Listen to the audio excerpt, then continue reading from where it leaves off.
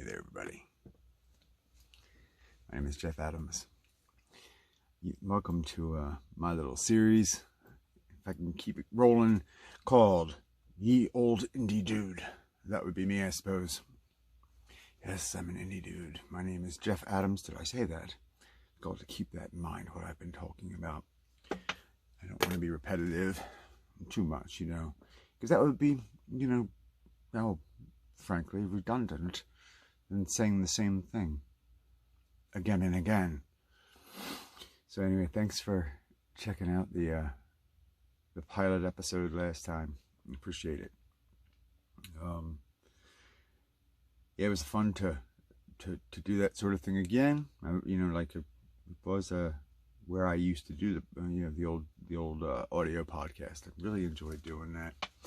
But I ended up stopping. I think I was doing it weekly.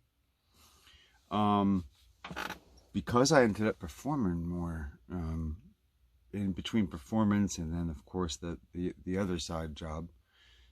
Because originally I hadn't performed for a little while when what had happened, and I told this story on the audio podcast years ago, was I was performing quite a bit in the 90s, and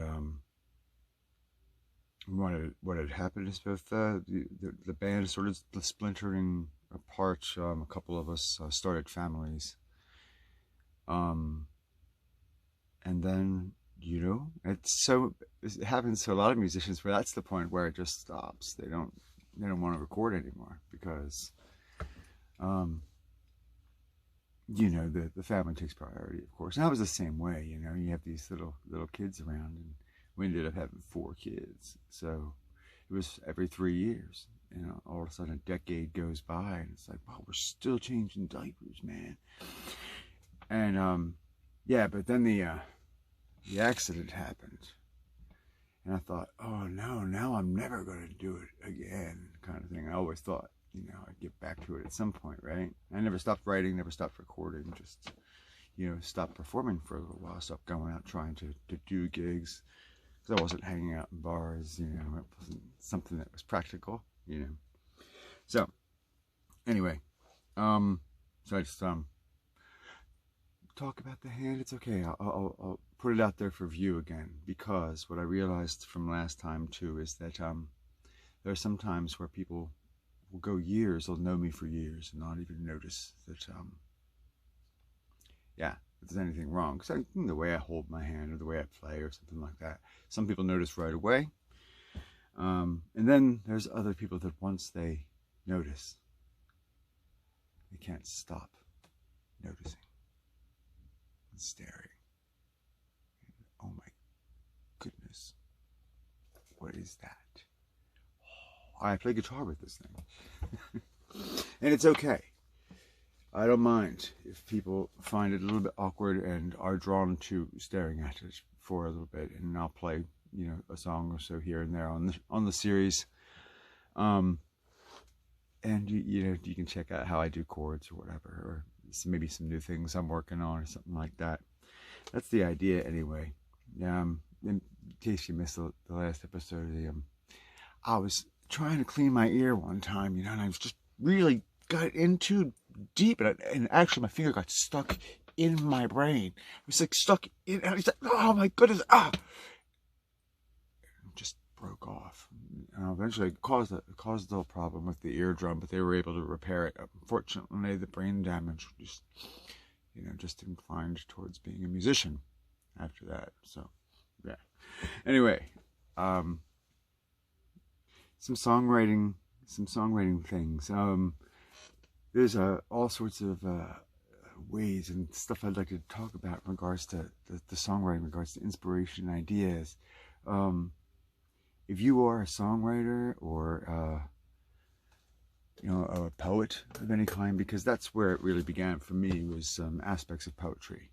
I was really into Shakespeare, and then all old school poets, Wordsworth and Yeats, Robert Frost,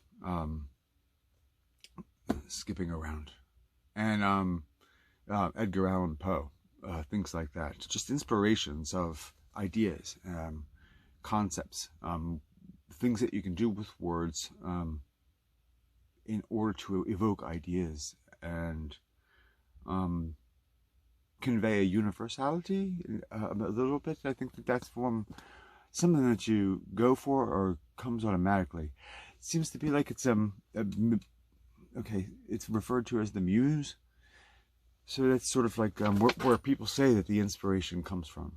So that you know, it is an external force that sort of flows through you. And that's the way I've put it in times past, as how I referred to it as. Because when you complete a song and you're going through the process, it's very mysterious. And it's the process is not just one uniform thing. I mean, I have methods, of course. There are song styles, song formats that are classic.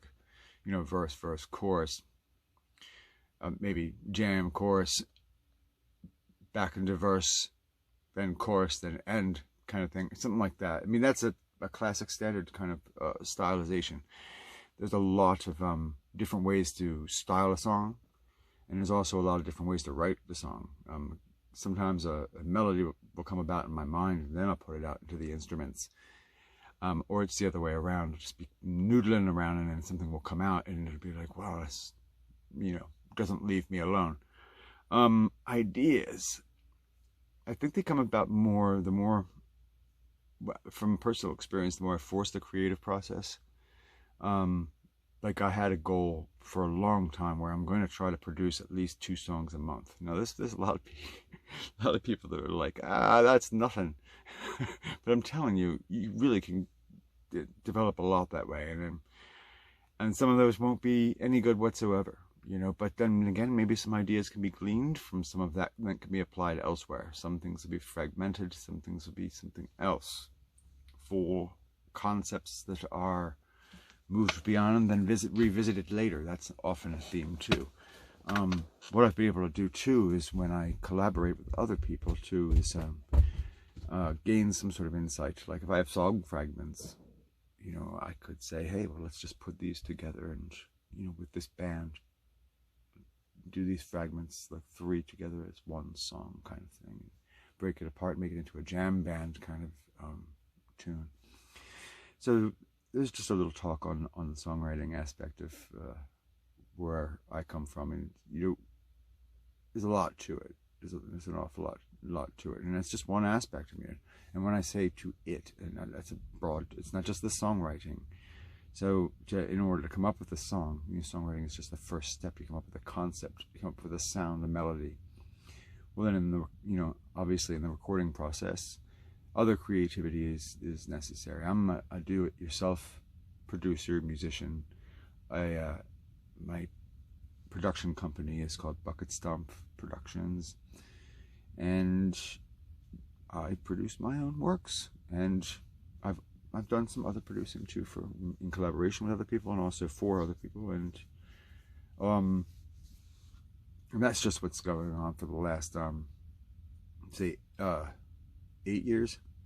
When did I say? 2012 is when Bucketstomp started, and that's when I started public performance again after like a decade, and then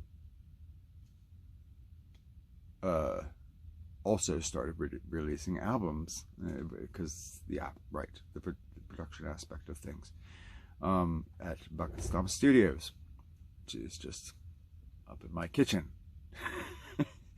That's a do-it-yourself kind of thing. I mean, I'm you know, starting out. I'm working at a job where I don't even know how to read. You need to know how to read to do my job, right? You know, sanding pieces of wood and developing ideas, you know, throughout that time.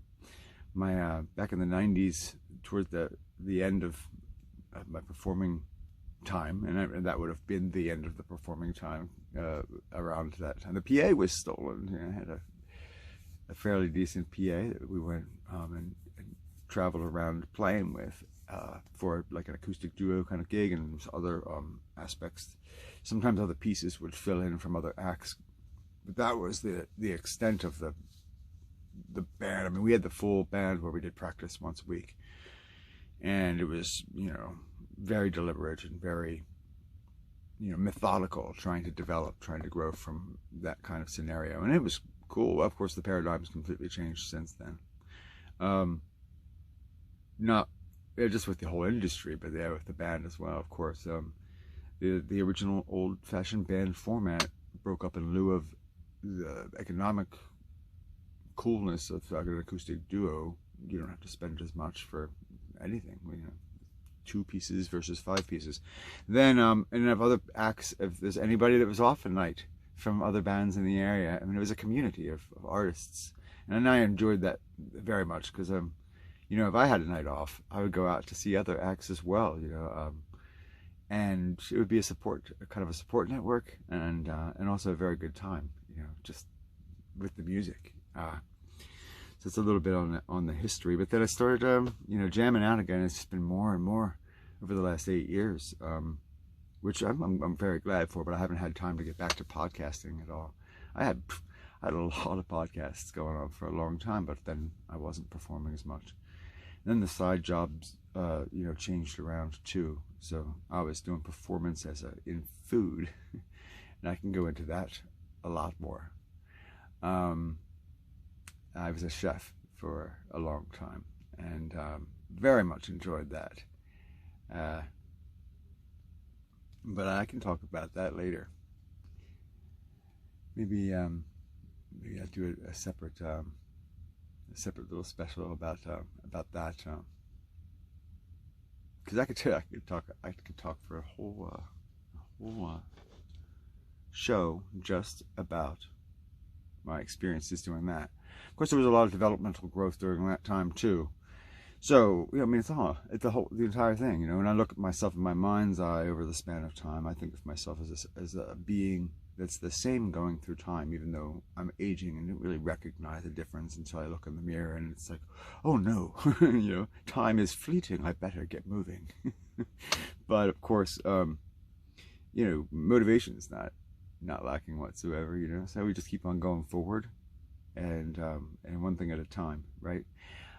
Check me out at jeffadams.info, please, and check out some more things next time, I suppose.